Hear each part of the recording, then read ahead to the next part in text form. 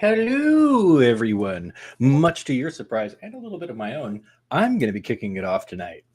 Uh, Welcome, everybody, to another episode of Queer and Present Danger, where myself, Tikir Dreok, and my fellow co hosts will be focusing an awful lot on the wonderful debate last night, It was so where, good.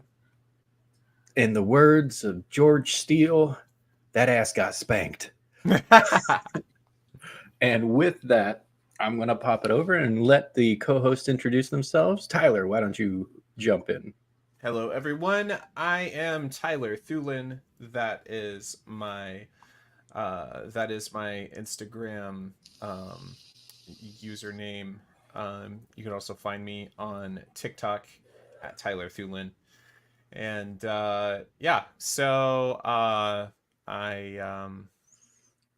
Quick thoughts off the start of the debate. Just a couple quick what are you looking forward to talking about?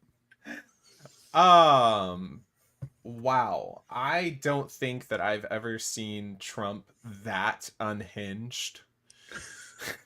That was in such a wonderful short period of time for everyone to that enjoy. was next level. It's like I remember whenever Anderson Cooper called him a turtle. It was like it was like Yep. up in the Just beach. lost his mind. It was very much it was very much like that, but much worse. It was great. It was much worse for him. Delightful for the rest of us. It was absolutely delightful. Schadenfreude. All right, JB, why don't you introduce yourself? Give us a couple thoughts opening up about the debate. Hi, everybody. My name is JB, and I have so many thoughts.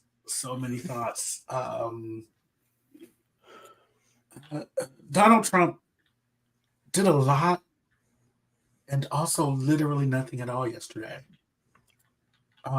Which was totally on brand for him. Oh, yeah. It is totally on brand for him. That's what he does. There were top points where I was like, now listen, guys, I'm a little under the weather. So it was, for me, as I was watching it, I was like, am I hot?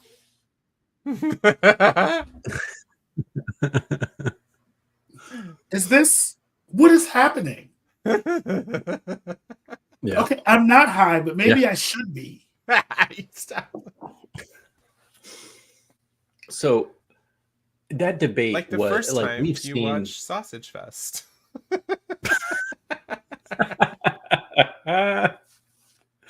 Okay. So I'm gonna try to break it down in a way that everyone can understand and we can kind of walk through the debate. Number one, the handshake. I have to come back to that.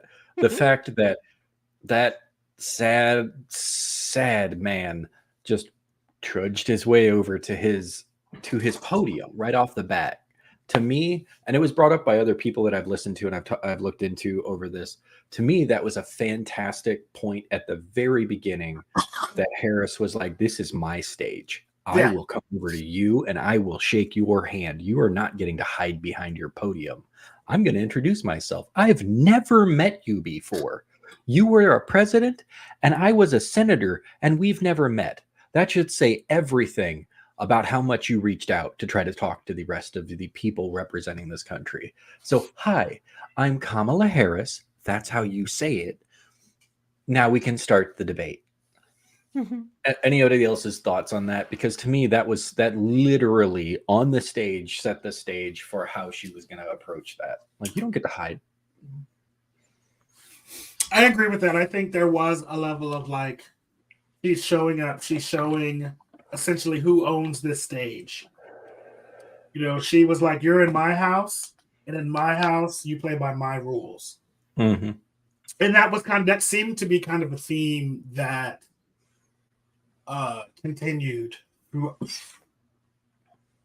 throughout the course of the debate. Like, it seemed like that was what she was doing, was owning the stage showing the American people who she is, what she's about, and also like showing people who Donald Trump is at his core. And I want to start with what I thought was a misstep. Before that, I want to say one more part about that handshake at the beginning, because in almost every debate before Donald Trump joined the political circus, and you can go back and look at 2012, 2008, 04, 2000, on back through history, there was a level of decorum and a level of respect that was shown between both parties. In fact, there's numerous times where if you go back and look at the previous debates, how many times they're like, we actually agree about things. I mean, for the love of all, it was Nixon and Kennedy both had a moment where Nixon actually said, the only thing that my opponent and I differ on, we don't differ on the goals that we have for the United States and its way into the future. We just disagree on how to get there. That level of like mutual respect and understanding that the real purpose behind a politician's rise to whatever level they're in is, you have your way, I have my way, but we both want the country to be better.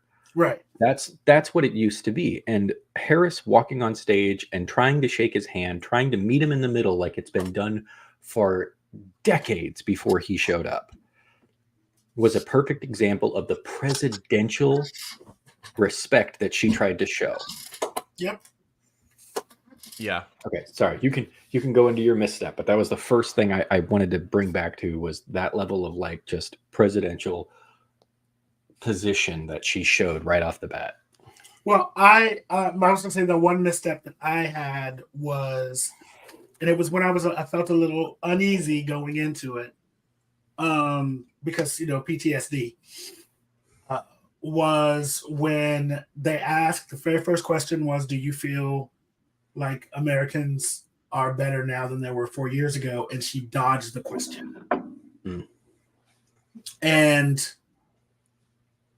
I get why she dodged the question. Like, it's a complicated answer, because on paper, are we doing better than we were 4 years ago? Yeah. But we don't feel it. Yeah.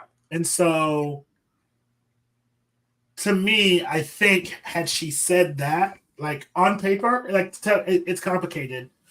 On paper, yes, we are doing way better than we were 4 years ago, because here's what we were dealing with 4 years ago. But I also understand that most Americans don't feel like we're doing better. And what we have to do is do a better job at explaining the things that we do or that we have done, so that you feel like things are getting better. And she didn't do that. Yeah. She went into, inflation and what her plans are, which was great. I'm glad that she. Go ahead. So that was going to be part of my counterpoint to you with that was, let's be perfectly blunt. 70-80% of people have more or less decided who they're voting for. So right. The way that she approached it actually made sense to me, especially after I heard a few different political pundits and people who are campaign type political analysts. They brought up the point that she needed to introduce herself. Like 70% of the undecided voters have stated that they don't feel like they know Harris enough. Right. They a lot of them, it's their own fault. Let's be blunt. They haven't done any research, and that's on them.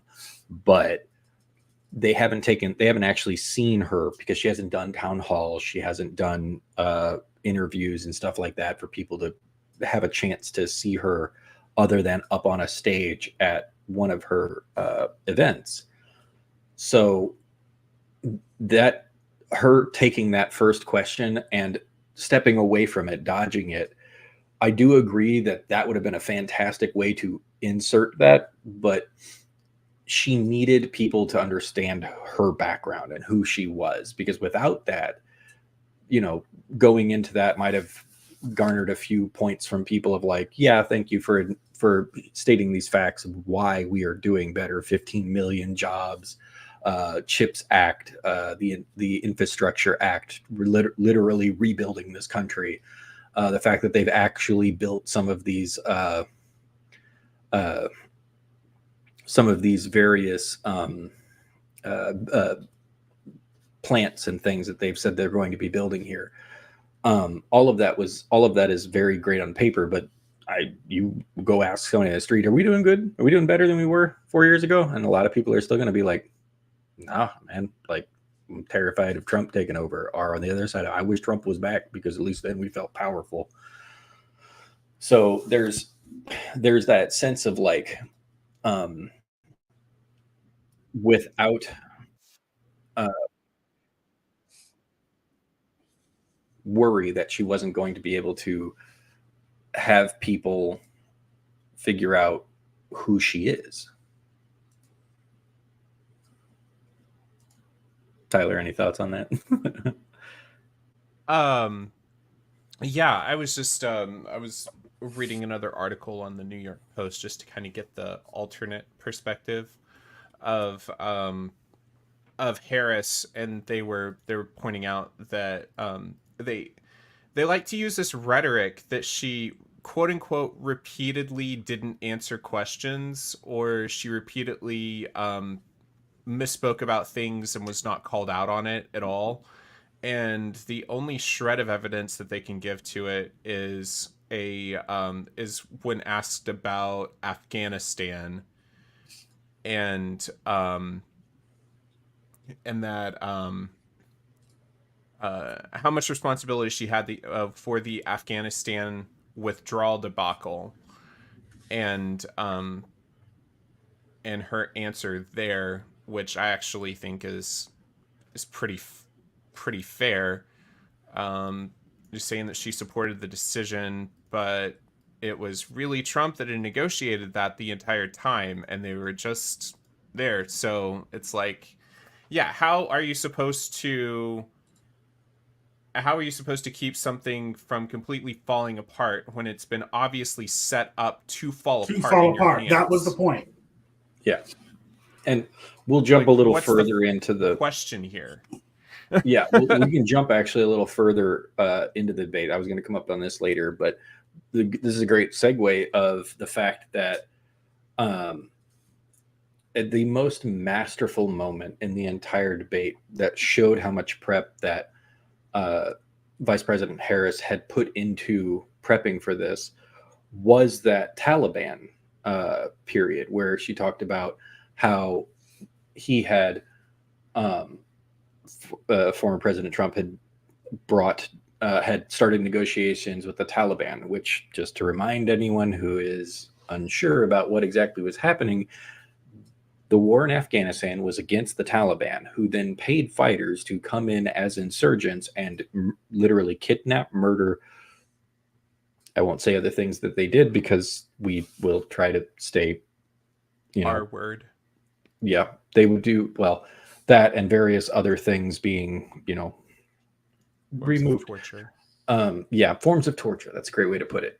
And then after 20 years, an entire generation going over there and fighting that war, he decided that rather than go to the Afghanistan government and discuss how we could help them stay strong when we left, he went and talked to the Taliban and invited them to Camp David. And Vice President Harris made the point of, you invited them to a place that is a place that is almost sanctified in its level of diplomacy, when respected leaders are invited to negotiate and deal with real problems that affect the world at large. You invited the Taliban, and then had that moment where everyone remembers her saying, this former president. And we all know exactly that point that she said it. Exactly. Okay. Yeah, that's when she said it.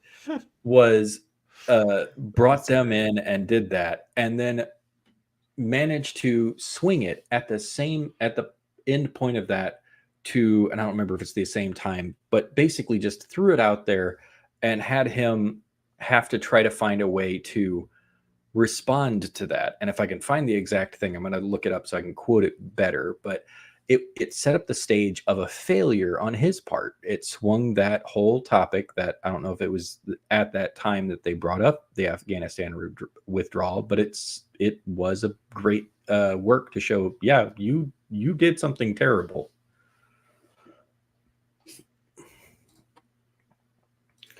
I'm gonna find it, but you two can further discuss that or another thing that comes to mind while I'm trying to find my reference. And this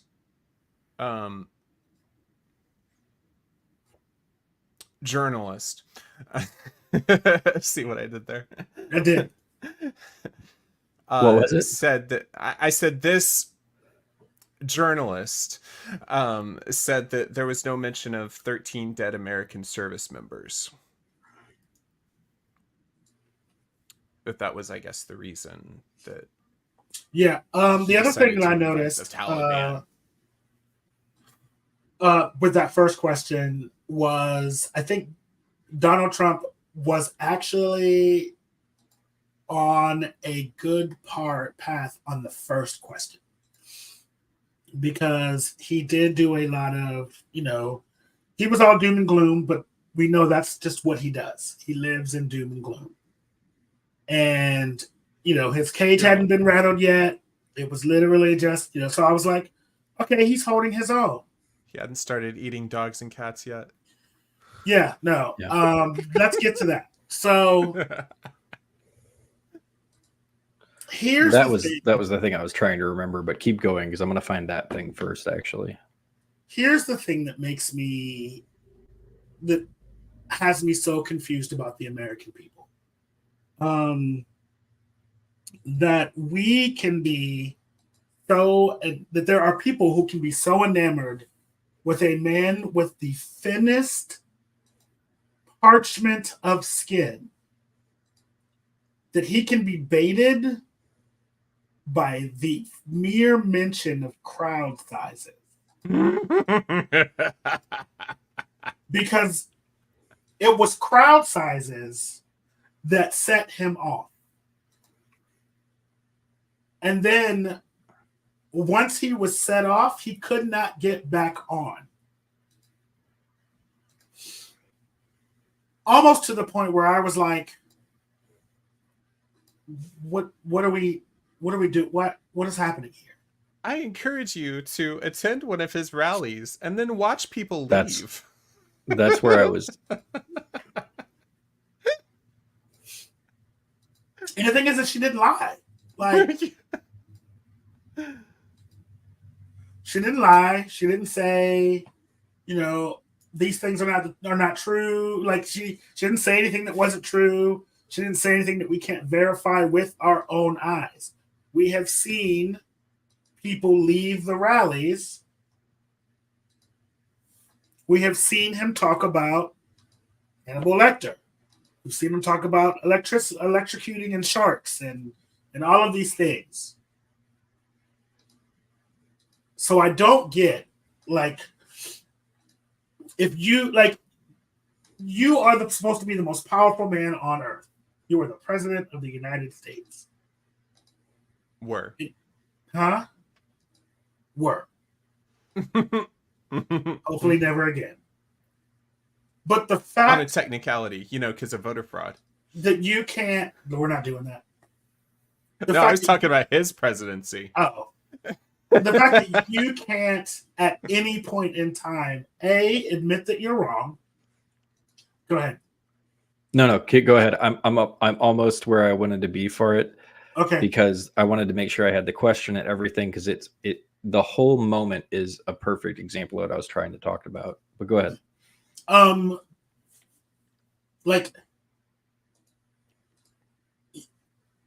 If you are the most powerful person on the planet, you should not be rattled by something as insignificant as the size of your crowd. Yeah. It was someone on a like one of the all female talk shows this morning actually mentioned how can someone who can't keep it together for 90 minutes, how is he going to be able to deal with the next 4 years? Right.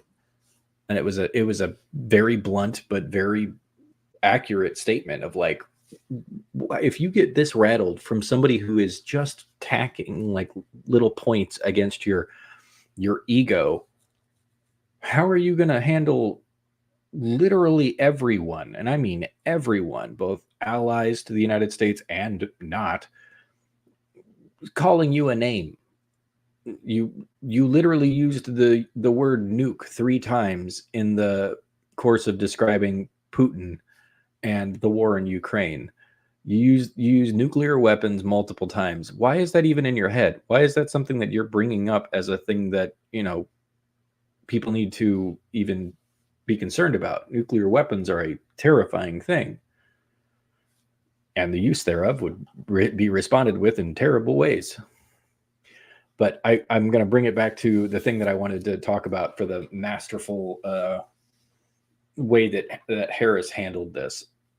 So when the question of immigration came up, they talked about, the question was posed in a way of, during the Biden administration, the border crossings reached a record high, and then Biden enacted a bunch of policies 3-4 months ago that dropped them significantly. And basically, why did you wait until 6 months before the election to do that? And would you have done something different from Biden?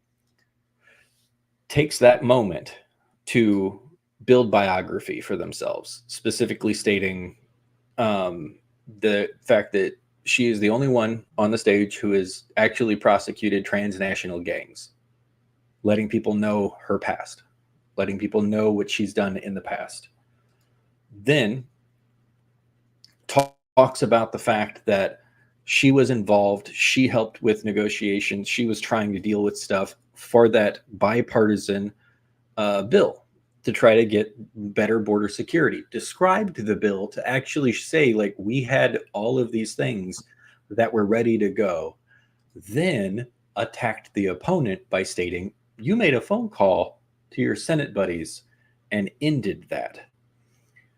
After making the point of, this is what I've done in the past, biography, so people know more about her, then showed that she's actively been doing stuff in the administration and helping try to get something that all voters are recognizing as a issue that they want to discuss, if not correct, depending upon your version of that, in some way. The fact that it was a bipartisan thing, so it was on both things, and that he is the one that killed the bill because he would rather try to run on something than fix it, and she would rather fix something than have to worry about running on it. So makes the comparison between the two, and then finishes it with the absolutely beautiful finale of stopping the discussion, and even managed to throw in the point of like fentanyl, and then connected with voters during that as well, with the idea of many of you watching have probably been touched by the effects of fentanyl during this. And then after saying all of that, talks about the fact that if you want, you should go to one of his rallies where he talks about fictional characters like Hannibal Lecter, and makes the point of bringing up and windmills cause cancer and various other things. And then makes the attack, the little bait that she throws out about how people are bored at his events and leaving his events, which makes it at the end when she finishes up, because she baited it so perfectly against a man whose ego is his entire personality, that he had to spend 30 seconds discussing the size of his rallies. Then, after discussing the size of his rallies, finishes the largest policy thing that he is running on, like the largest one, finishes it talking about Venezuelans in Aurora, not a thing, and people in Springfield, Ohio, eating their dogs. They're eating their pets. And he spent 40 seconds on that. He had 2 minutes and 10 seconds, and he used a minute 15 talking about the size of his rallies and literally memes on the internet that have been floating in conspiracy theory land in MAGA world. And yet she was able to connect with the audience, show some level of her background and what she's been able to do, and then just made him look like an idiot, which the moderator even had to step in and be like, just as an FYI, that isn't happening.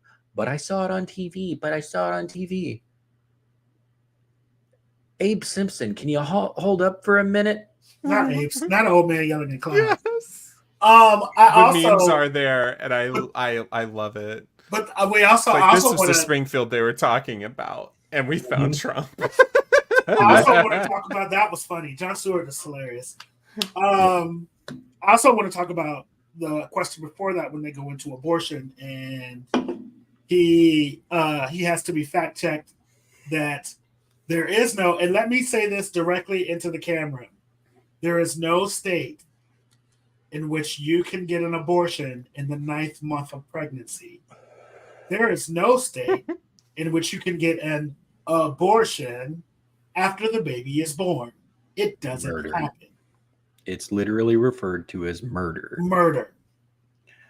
And to further that, there is also no state that allows, except for the safety of the mother in the 7th and 8th. In the 3rd trimester, there is no state in the country that allows for abortion in the 3rd trimester unless it is a risk for the mother's life. Like, these things don't exist. And here are 3 queer people telling you that these things don't exist. And just as a side note, because I need to own up to the fact, I'm a breeder. I have a progeny. I'm well aware of these things because I'm pansexual, I'm queer. I have had scares in the past where someone has asked me about helping them get abortions, and I found out an awful lot about it because I live in a very red state now. Back then, not as much, but it was still a topic that was hotly contested in my state. So I had to understand all of that stuff, and I have further, since becoming a breeder, having that information at hand, because it's not hard to find. It exists. Literally right there. Google it. It's literally right there. Like it's Yeah, right there. that New York Post article that I was referencing earlier today, or earlier in this discussion, was actually also trying to say that there was such a thing as post-birth abortion. It doesn't exist. It doesn't exist. Yep. It's like, it's not a fetus at that point, you dumbass. It doesn't exist.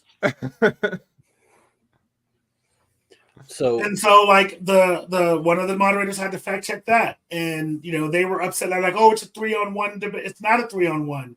There is a difference between a difference of opinion and literally lying to the American people. Agreed. Somebody actually took a time to count the falsehoods, lies, whatever you want to call them, and let's be blunt, lies. They tried. Lies are what is the term? Misleading statements that both of them did. Because I'll be fair, there were a couple of times that Kamala Harris did. In fact, during their count, they noted. I don't remember what. Oh my God, what did I say? I'm speeding through it. Kamala Harris, Vice President Harris. I'd rather respect the office. Vice President Harris did make 2 assertions that were not true. They were not. One of them was misleading. One of them was a false statement. And I think the false statement, or the not lie, but false statement, was about Project 2025 and some of the information in there. Not nowhere in the 2025's thing does it speak about the monitors. It actually, according to the fact checker or that put it out there, it is not located in Project 2025's thing. If you go look at any of the information about it, they like all of the people who are following it, it's absolutely there. It's part of like the more amorphous like push that Republicans who are pushing for Project 2025 are doing, but Project 2025 does not specifically state that they're pushing for that. Are they in the background in those Pushing for we'll what? have a meeting so that you don't have the idea that they will have a national monitoring system for pregnant women. That's not actually in Project 2025's information. However, using a author of Project 2025, one of the big people in it, stating the fact that you can, if you are trying to figure out how to deal with something, go and have a coffee or go and talk over the water cooler instead of sending an email, because an email will let them request that information in the Information Freedom of Information Act. You'll get a FOIA request. So it's better to just not have that thing where you're going to have to go through courts and defend that. It's better just to solve it at the water cooler. So absolutely, is it possible? But false statement.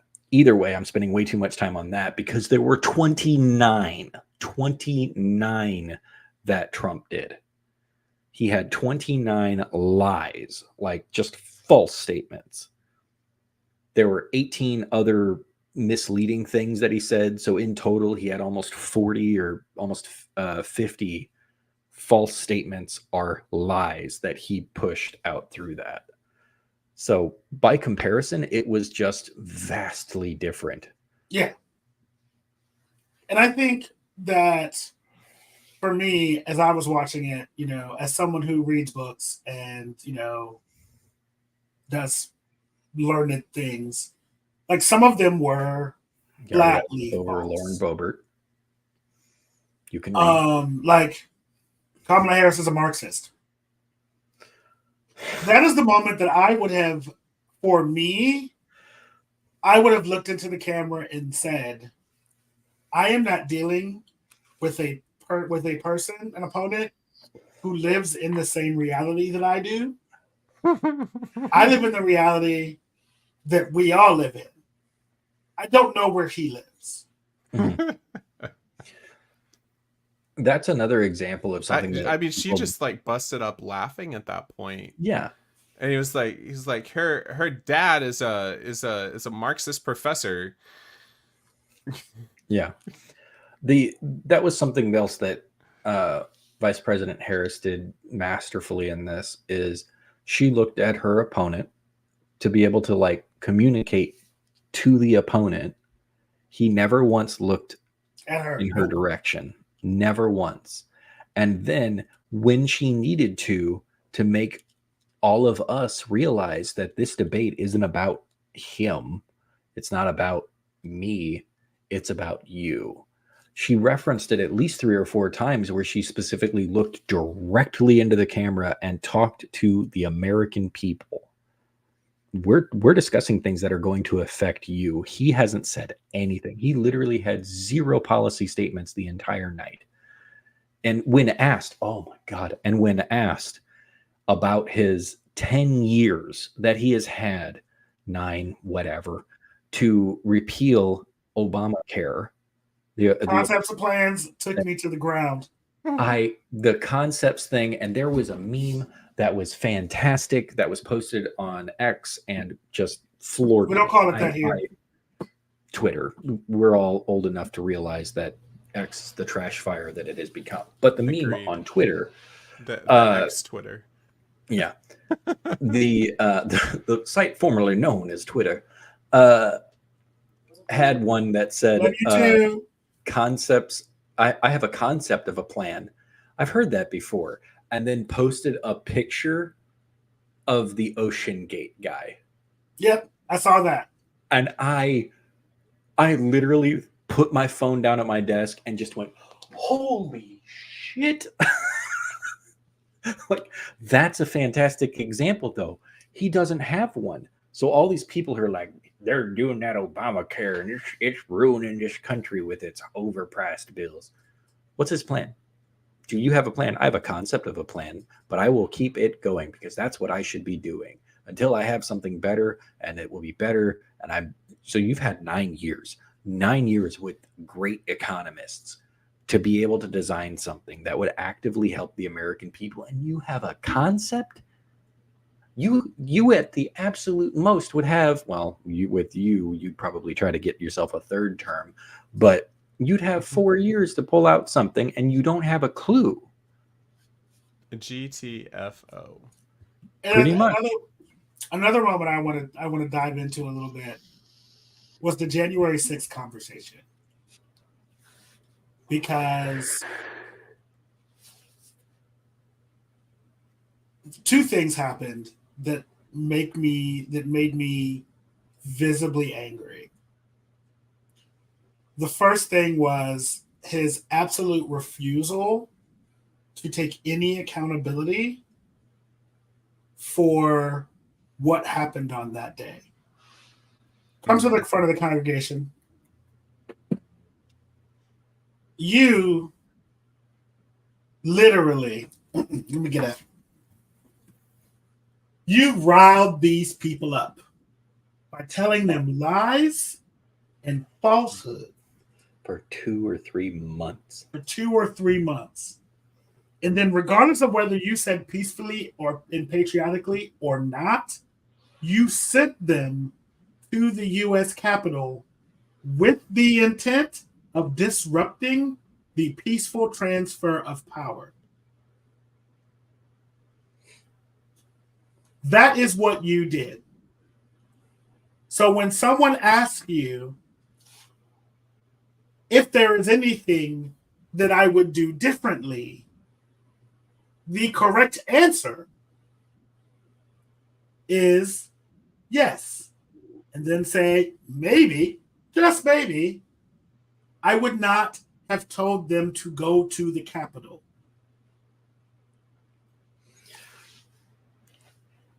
I'm going to wait for your next one because I have a couple with this one too, and you and I have already had a chance to talk about it. Because I forgot the second one, so go ahead. Well, the next thing, because you're stay up here. We're still having this conversation. You had a moment where in your speech you said it's going to tie two things together. I'm going to start with the first one. I'm going to finish with the second. You said no one on our side, or no one on your side died.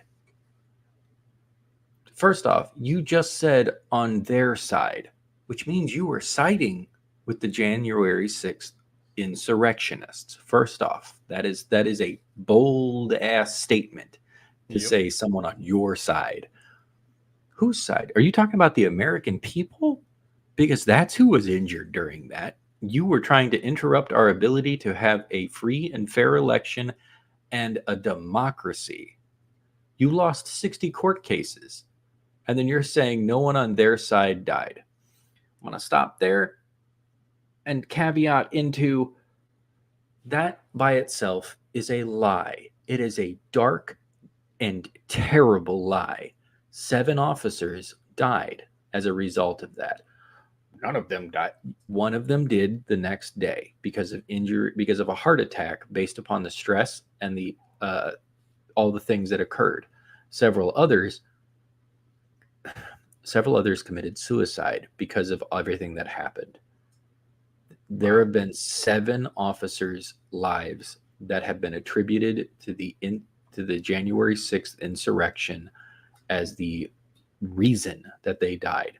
Suicide or not, whether the insurrectionists killed them or not, the actions of that day resulted in the trauma that resulted in their death, physical or emotional. It did. So none of the people on their side died. You lying piece of shit. How dare you disrespect those men and women? I don't want to exclude that because I actually don't know the specifics of which officers passed, but I do know that 7 were reported to have. If that number is slightly different, I don't care. It could have been One. One is One is still too by many. far too many. One is by far too many.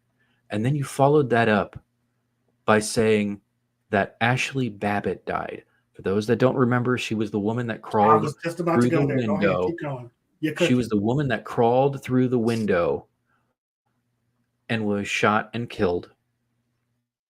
Repeatedly being told, do not come through that door. Do not come through that door.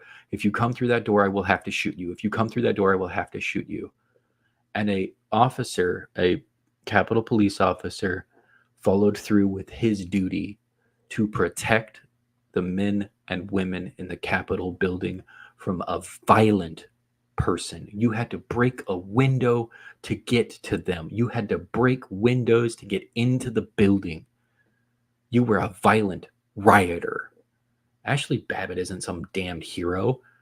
She's a person who is absolutely taken in by your lies and your cult. And she died because you did it. Her blood is on your hands, Mr. Trump. I won't even call you a president for that. Mr. Trump. You don't deserve that title. So, you did multiple things in that one response that absolutely showed your color.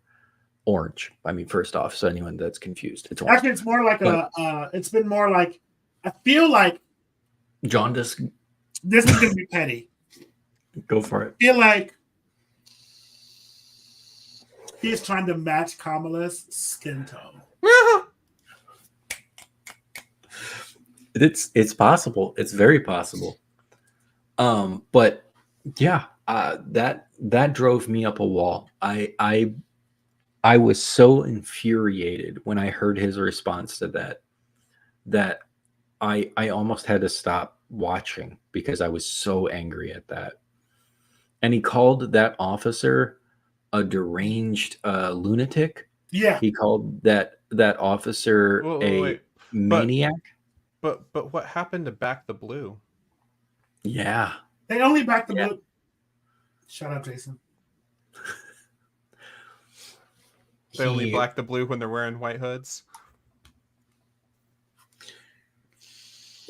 Yep. Anyway, that I one didn't say it. that No, one I did.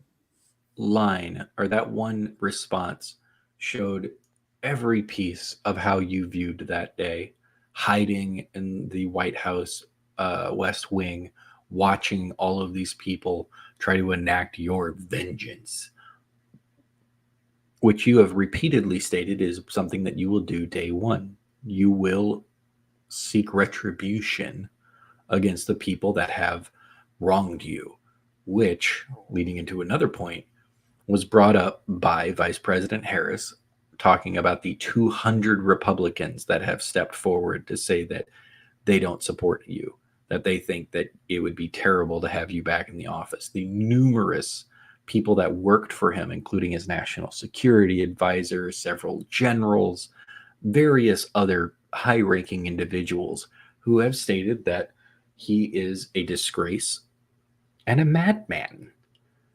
Maybe that disgrace. Um, That disgrace got under his skin. You hear me? Oh, right away. Right away it did. Professor So- Tig, can Yes. you remind me what happened to Nero after he set fire to Rome? So Nero fiddled while Rome burned, and then within a few years was taken away. I'll put it that way so we can stay YouTube positive here.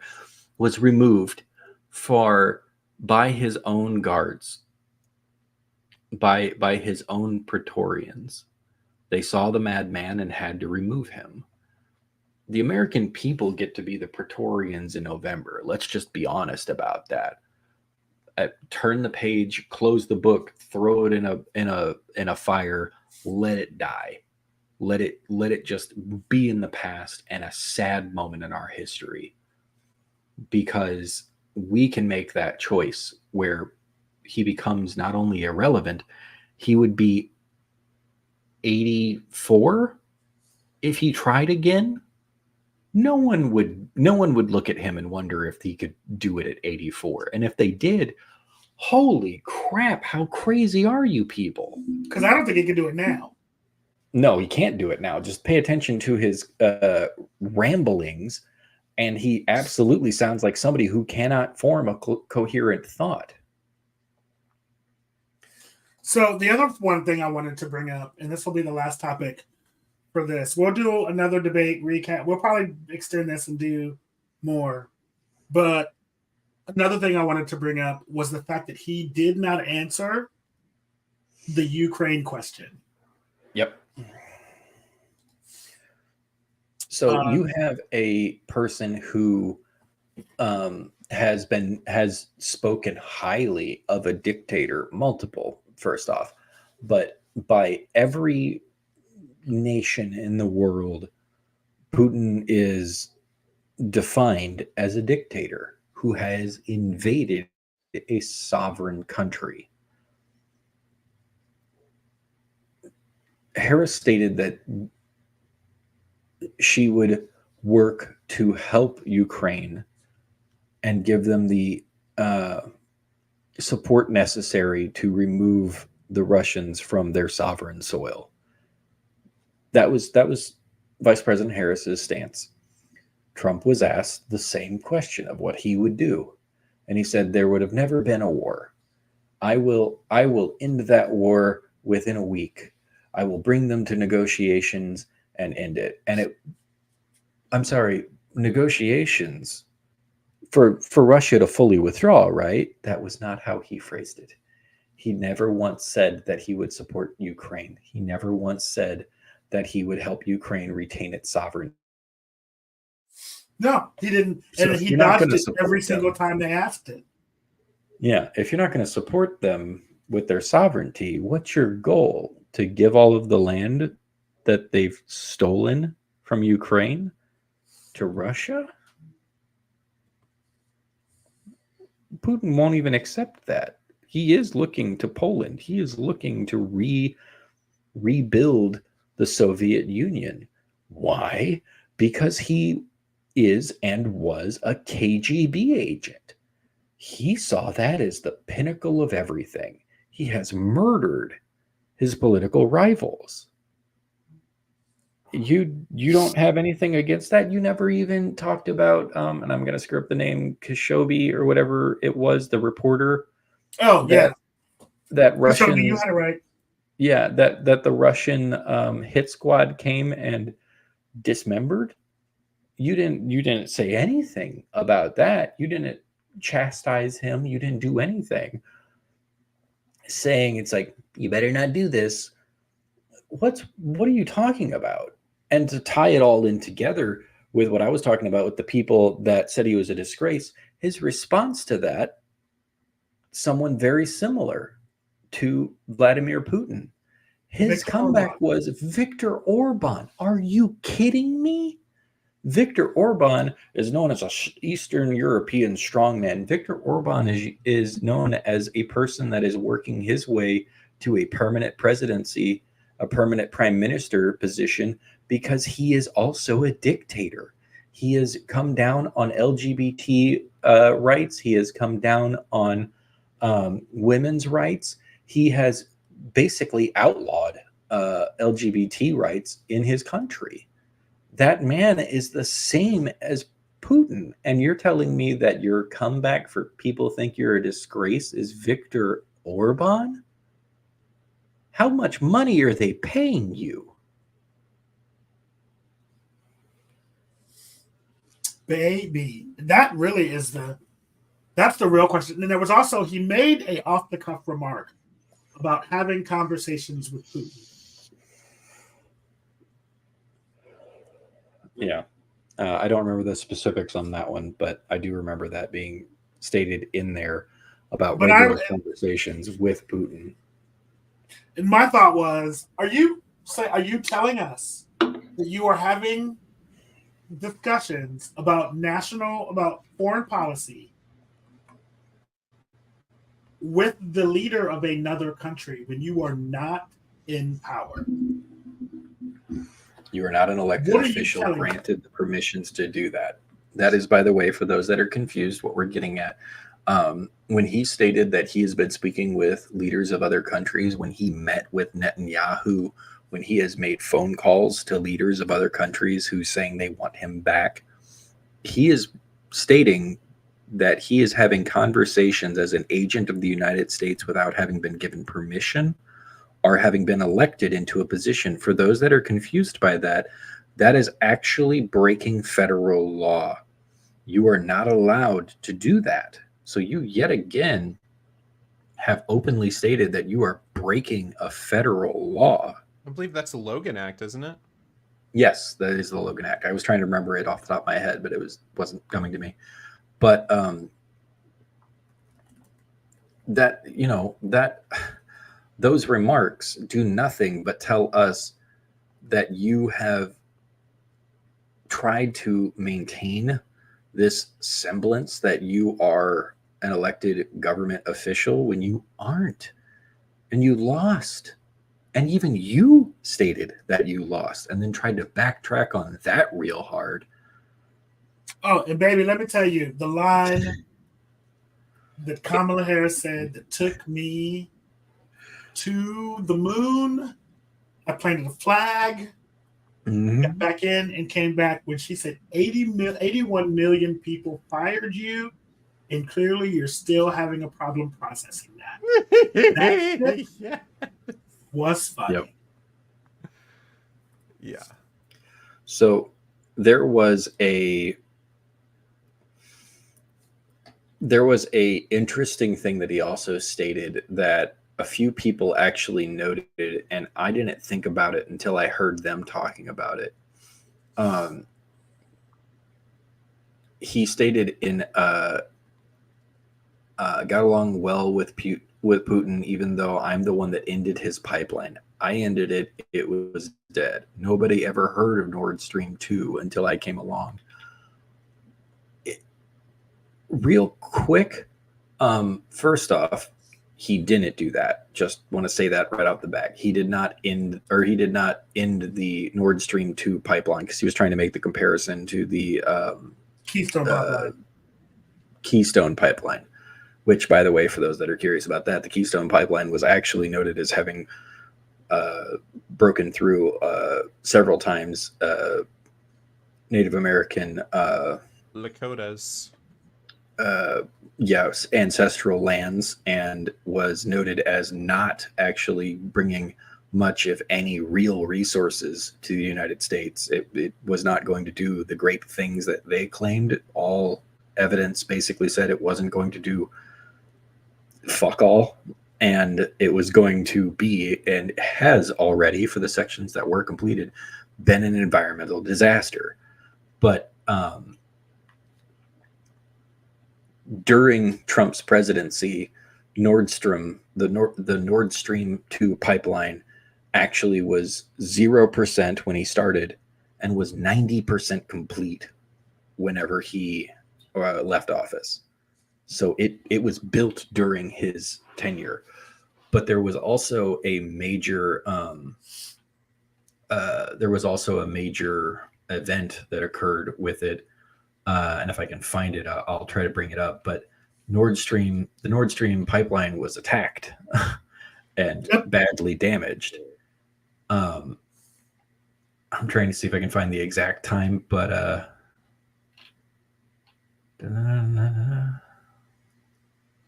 if I can find this specific time,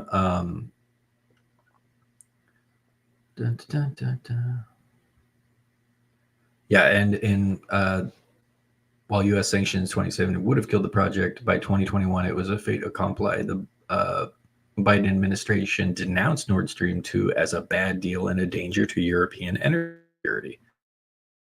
So he did not support it. He actually thought it was a bad thing and said that out loud. Some people were trying to figure out if I could find it real quick, I will. But you guys can hop on for a minute while I'm. I think that, like, for me, when he was talking about all of that, that was kind of the moment when I tuned out. I'm gonna be real with you, because at that point his voice was irritating my Shondo. And again, under the weather, so I was like, shut the whole fuck up, because I can't do it with you any longer. Yeah.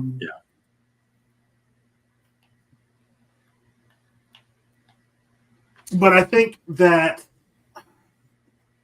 by him not answering that question, one of two things is the reason. Either A, he is afraid, he knows that saying I support Russia would be unpopular, and so he wouldn't say that. And he didn't want to upset his base because he's got them all spun up about Ukraine. Or he can't say that because he wasn't talking to us. Yep.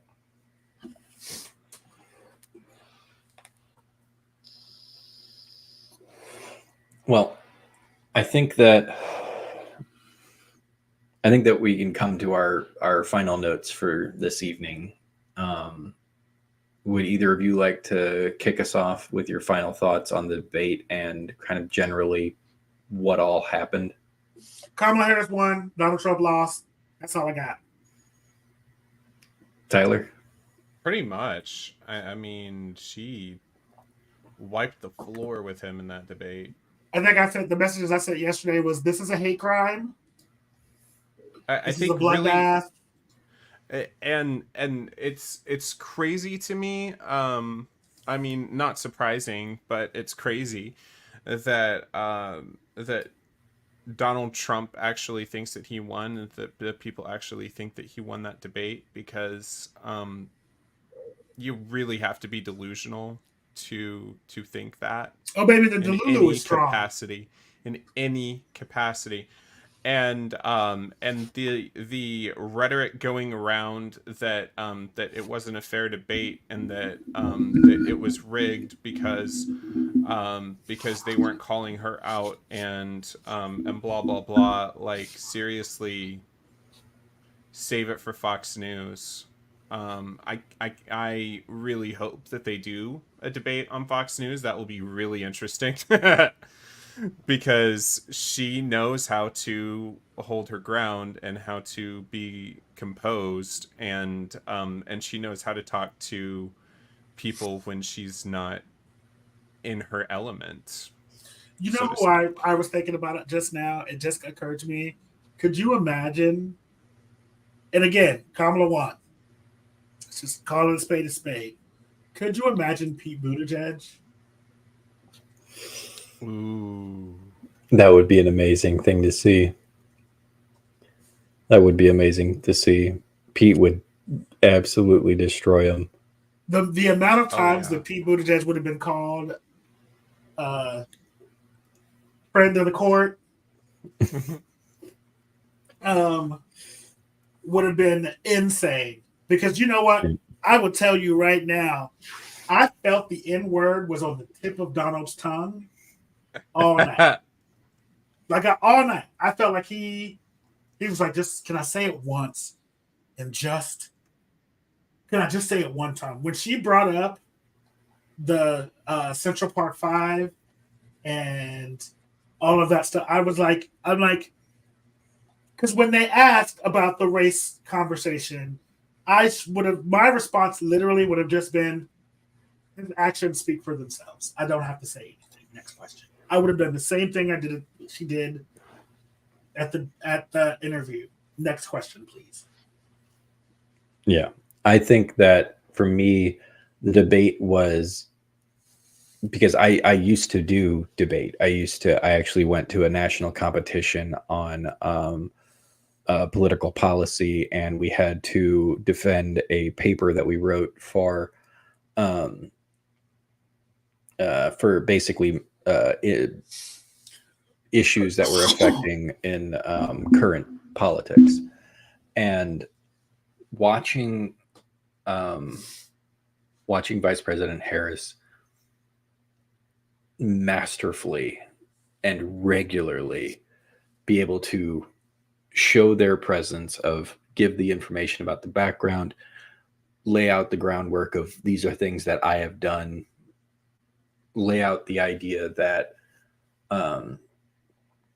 these are things, this is the difference, this is the stuff that he's purporting and I'm not purporting, and then bait him every single time in a way that was just digging under his skin and making him come out and say dumb things, showed no more clearly than when Trump himself walked into the spin room area to try to get himself on TV, to try to talk to the reporters, because he felt so frustrated, defeated, and just needed to have his ego stroked a little bit more, that he had to show up himself. For those that don't know, that doesn't happen.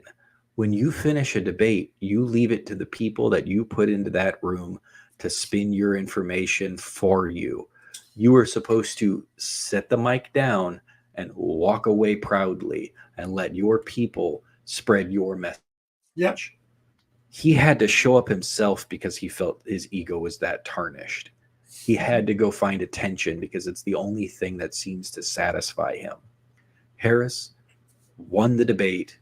She, as George Steele himself said, spanked his ass. Mhm. And from the things that we know about Donald Trump, he probably liked it. Oh, but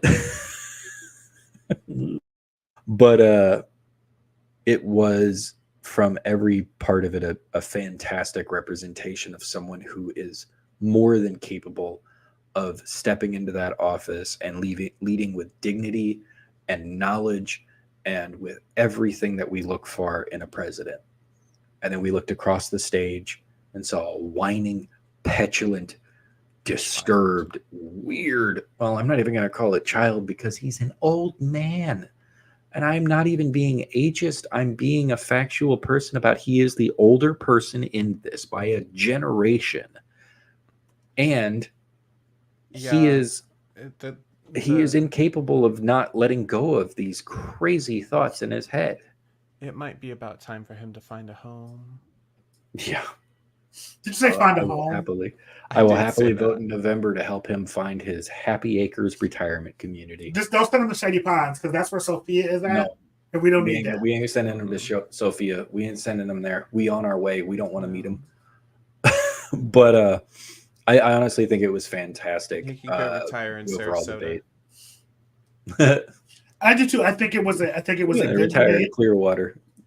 No, he won't either.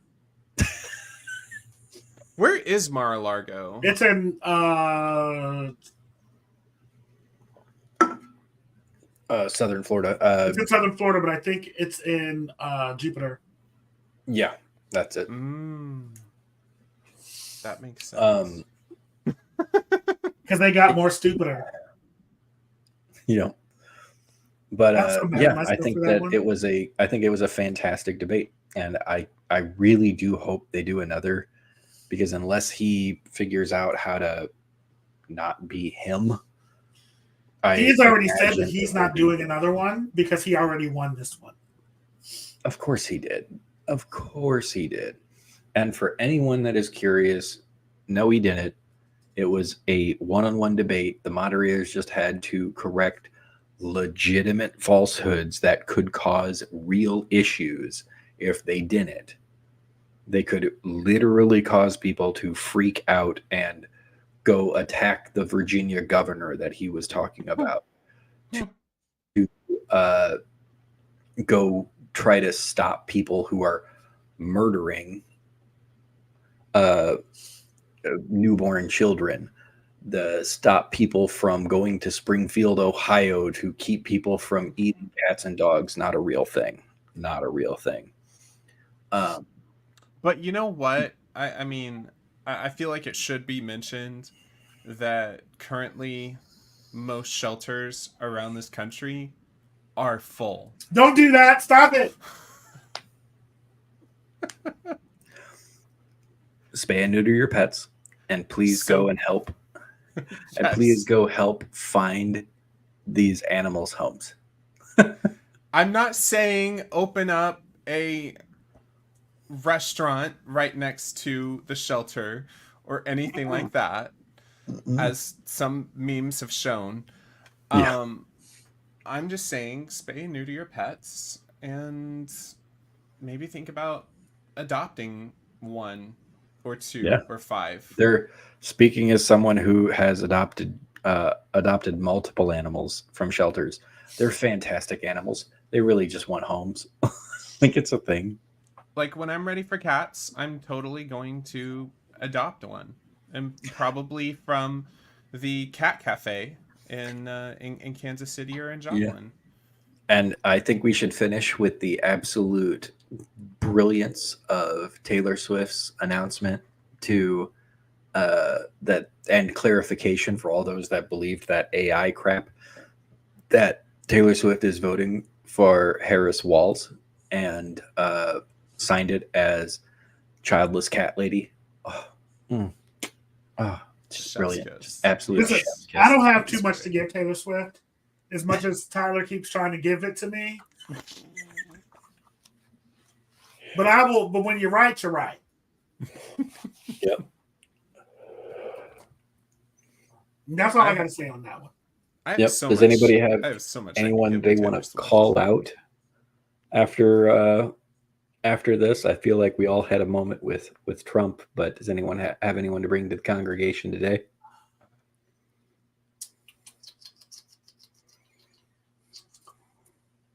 Yes, Okay. I got to look up the man's name. How about you, Tyler, while he's searching for a name? I don't have anyone to bring to the congregation. No, for me, it was Trump. It was an absolute, like, that comment about January 6th, the comments about abortion, like so many things. He just, stop lying to people. Stop trying to get them to give you more goofy money and other crap that you're trying to steal from these hardworking individuals. Just do the one thing no one would expect and step down. Just Tim Pool. Step down. Hold on, I'm not done. Yep.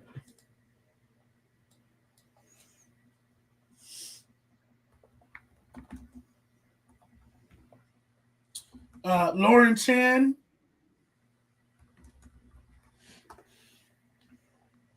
And there's one more. Dave Rubin, Benny Johnson. Come to the front of the congregation. So, you just hit the find out stage of your fucking around. Allegedly, according to the DOJ, you guys were caught up in a scheme with RT. I don't know if you don't know what RT is. Russia Today. Mm-hmm. They were all in a group called Tencent Media, and they were given up to $4 million Jesus. to promote Russia talking points to their audience on YouTube. Now, they've all come out and said they didn't know, and that they were victims. You should have known. You should have done your homework. You should have done your research. That's what you tell us to do. Homework, do your own research. You didn't do that. And that is why, although you are not indicted, Yet.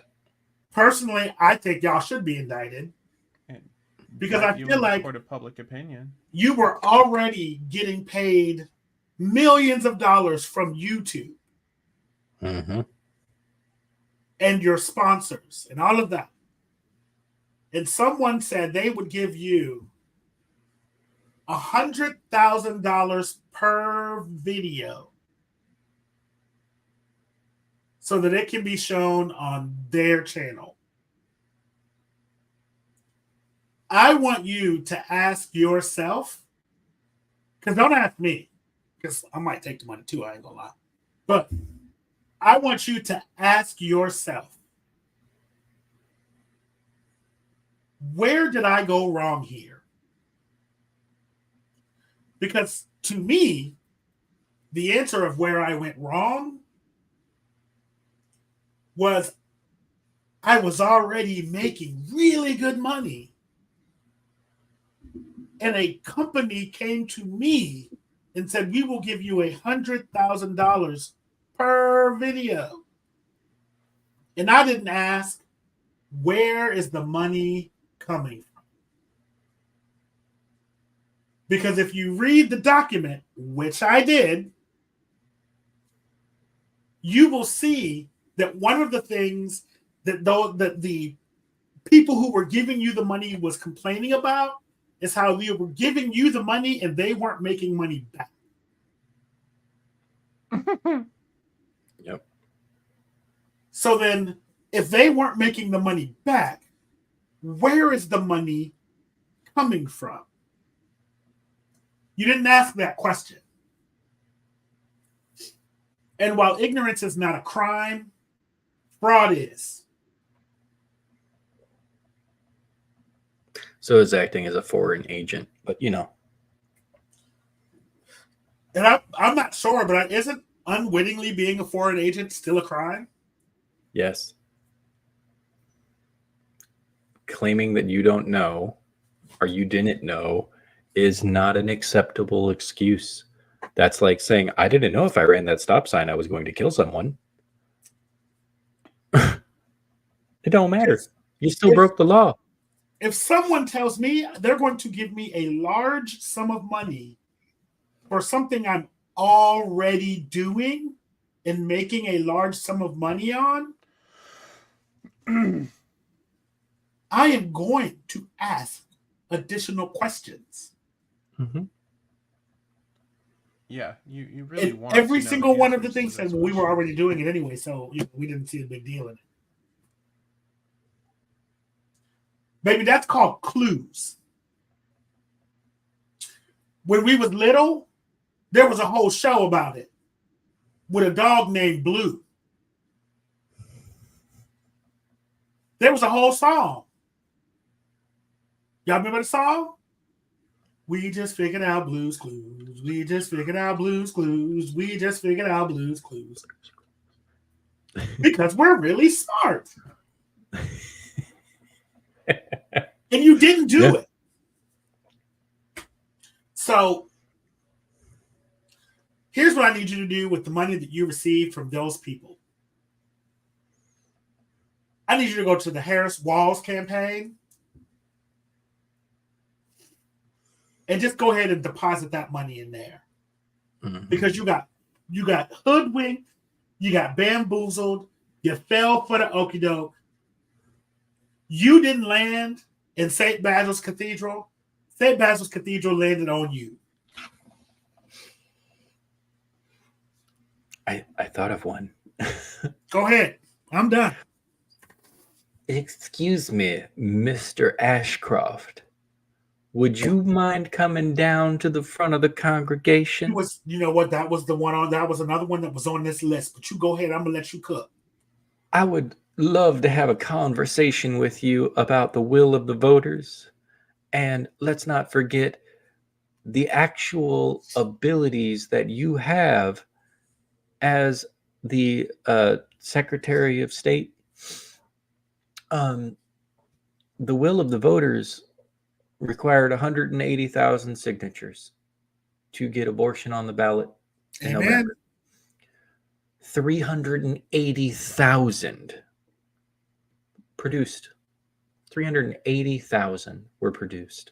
Amen. So that flat out says that, well, I think the will of the voters is that they would like to have a vote about their ability to control their own bodies. And despite the numerous attempts that you did to try to prevent that from being on the ballot, you finally had, including trying to word it in such a way that it was going to sound terrible, including the fact that you tried to find a way to make it sound like this was going to cost taxpayer money. It wasn't. It still had to be put on the ballot, and you did it the last day. You did it the very last day because you tried so hard to prevent it from being on there. And then after it was put onto the ballot, you worked hard with your counterparts to lie to people that this was a way to steal their information, to lie to people that it was going to somehow harm our economy. And then you managed to find, of all people, a Republican appointed judge named Limbaugh, of all things. Who knows what his opinion's going to be? And managed to have him say that it wasn't constitutional, or it didn't affect a constitutional measure, and therefore could not be put on. And yet, that's right. That's what an amendment is for, to change the Constitution, to add to the Constitution, which means they didn't really have to change anything. And the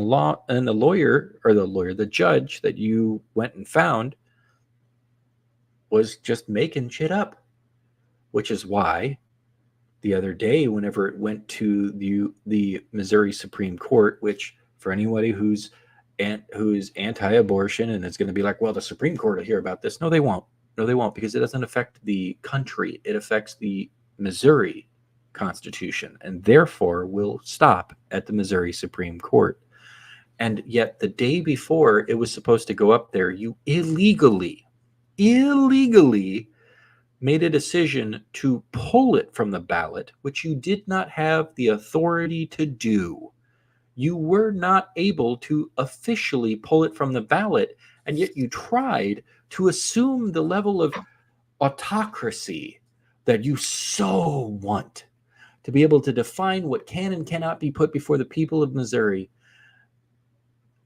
illegally. So we all know your true colors. They are absolutely terrifyingly dark.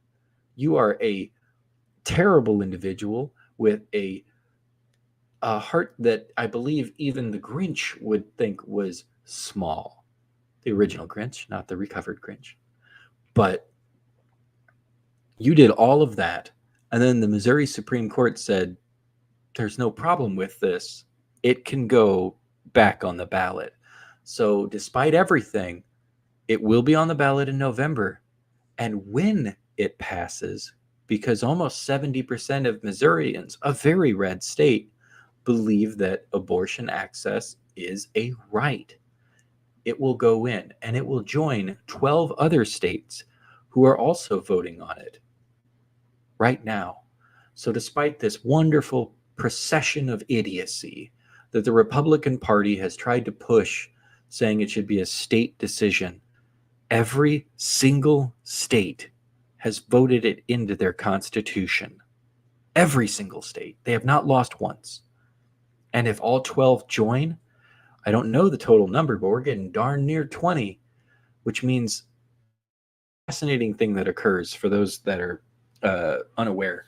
If enough states, and I believe it's 2/3, it might be 3/4 of the states. 2/3. Yeah, of the states ratify something into their constitution, there can be a call for the U.S. to put it into our constitution. It to go through, it still has to be brought up and pushed through by someone in Congress.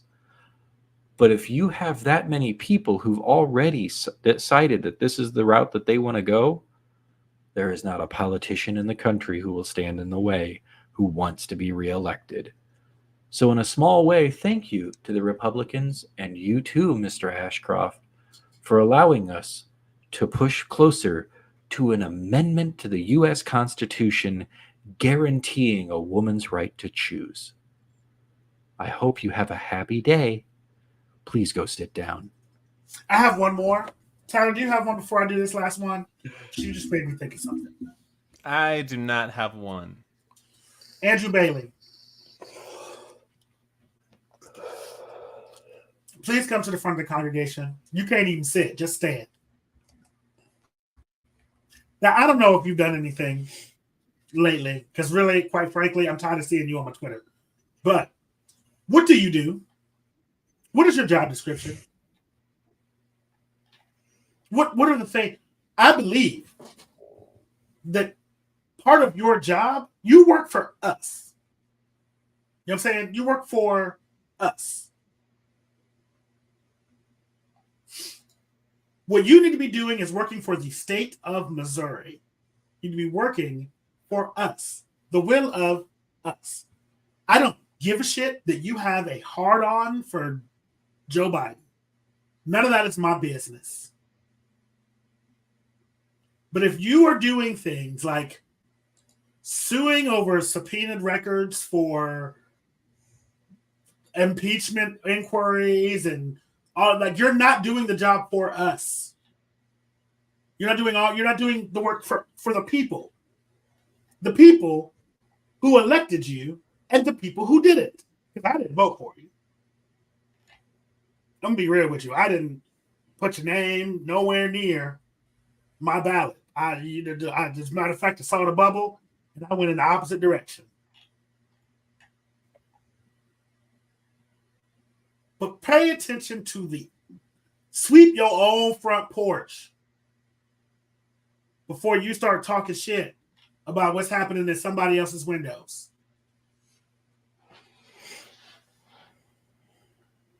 Now you can go back to your seat. As a matter of fact, you can't even go back to your seat. You just leave the congregation. You've been dismissed. Get out.